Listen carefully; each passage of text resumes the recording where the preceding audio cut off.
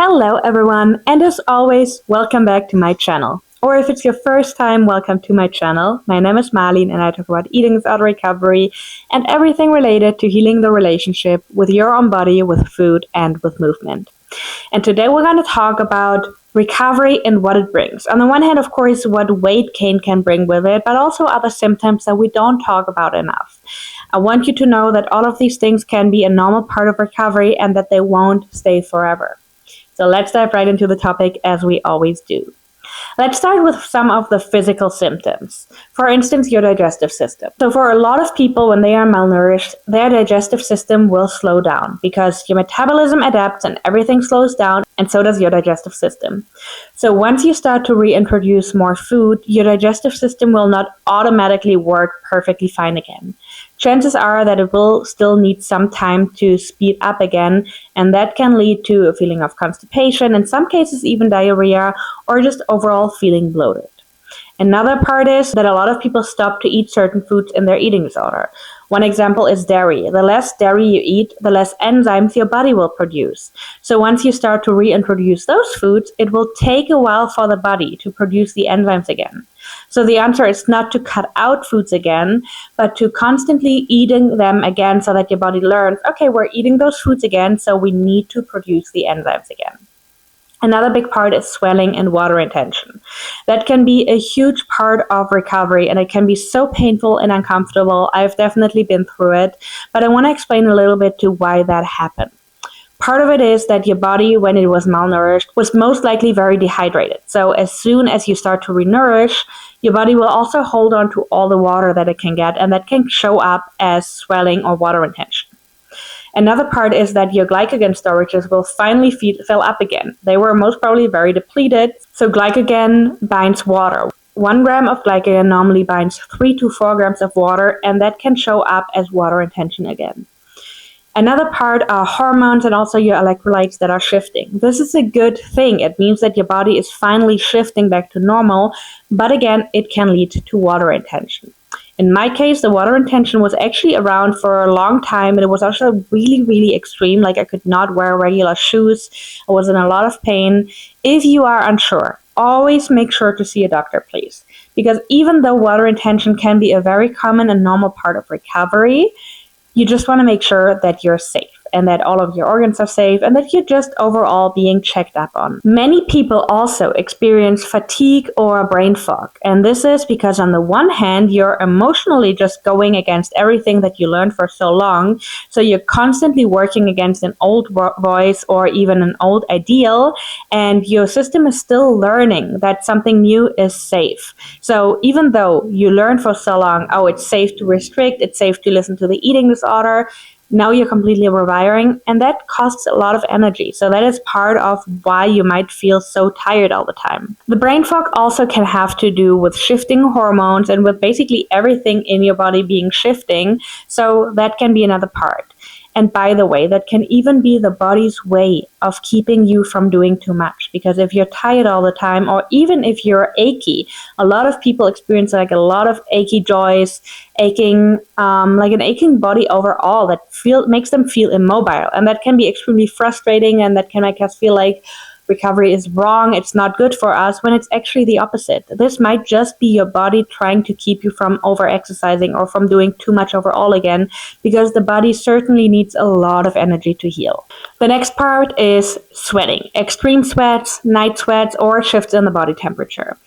I definitely went through so many night sweats. It was really crazy. I would wake up twice in the middle of the night and I had to put towels under me. It was really something that I was very ashamed of, but I also knew that my metabolism is finally speeding up again, and also that overall my hormones were shifting.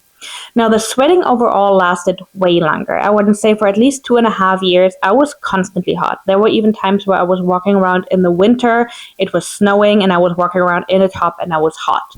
And of course, I immediately connected that to the weight gain, thinking, now I'm too big, or now my body can't handle it anymore. Now I'm sweating all the time. I was very embarrassed by it.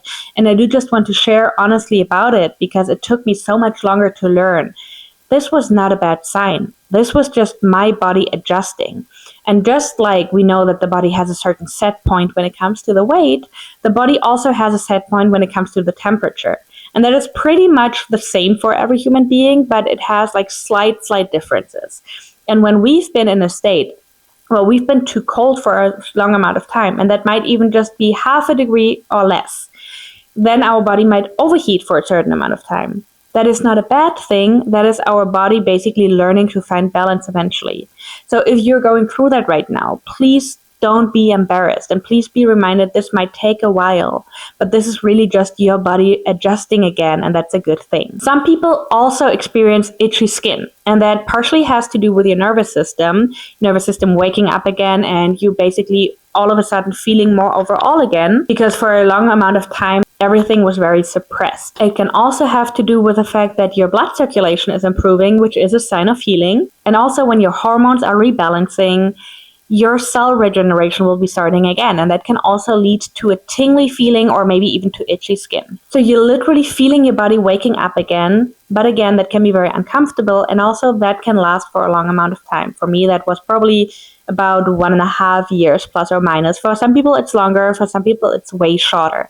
And also another part can be the mental part of it, knowing that you gain weight in combination with your nervous system, in combination with those other bodily aspects, which can lead to hypersensitivity and feeling like everything is too much. So my tip here is it's okay to wear comfy clothes.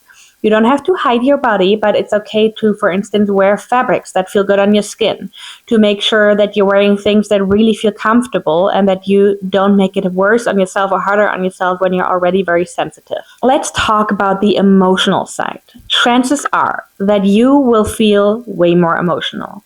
Whether you feel more sadness, more anger. Anger is one of the emotions that can come up a lot in recovery.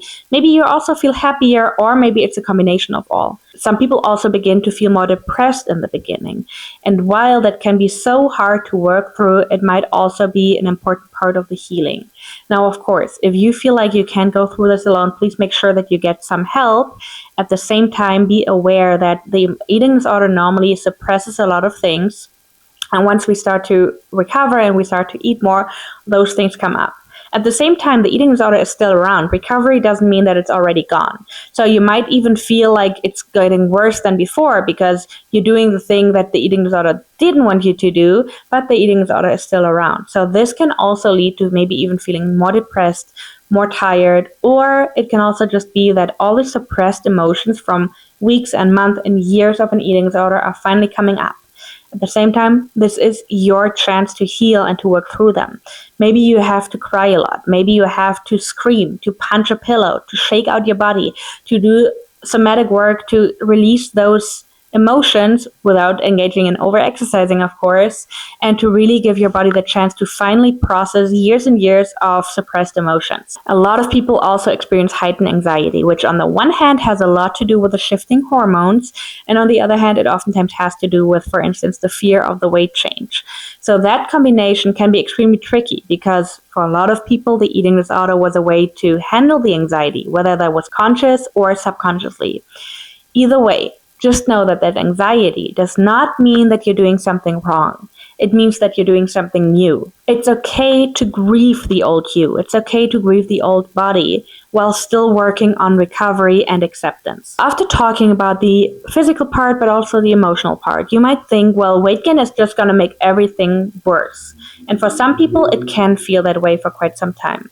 One thing that I didn't talk about yet is trauma, and especially the combination between trauma and an eating disorder, because when we have severe trauma and we use the eating disorder as a coping mechanism, chances are often that it comes up again. In these cases, I made another video about that and about my own ways to handle this and to cope with trauma, but also make sure to really work with somebody who's trained in trauma, please. Please make sure to find a good therapist and to not go through that alone, because it can just make it so much easier on yourself. And you are right. Sometimes when we gain weight, when our bodies are changing, things might feel worse before they start to feel better. It doesn't mean that it will stay that way forever, but it means that there was a lot of things that were suppressed and also a lot of adjusting going on. You might notice more emotions, more self-criticism, more physical sensations, and overall, you are going against what you did for so long. For so long, you had one standard and one ideal and one idea of what things have to be like. You engaged in eating disorder habits to feel safe. So now you're going against it. It only makes sense that it feels unsafe at first, because your whole system has to relearn that it is safe to go against the eating disorder. And that can take time. For a lot of people, even when the body changed a lot, even when they've been in recovery for a while, as long as we're still holding on to those old ideals, it might feel worse. But the good news is I've seen so many people getting so much better. I've seen so many people going through this phase and going through a really hard time in recovery, whether it was just for 2 weeks or for over a year. But all these people made it out of that, and that's the good news. The eating disorder is never the best bet. And that is something that you should always keep in mind. The eating disorder will lie to you and tell you that you were better off with it, but it's literally destroying your body. The eating disorder is not allowing you to become your true self.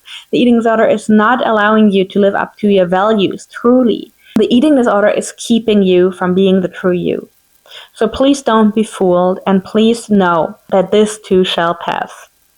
As always, let me know in the comments if that was helpful, and I will see you in the next one.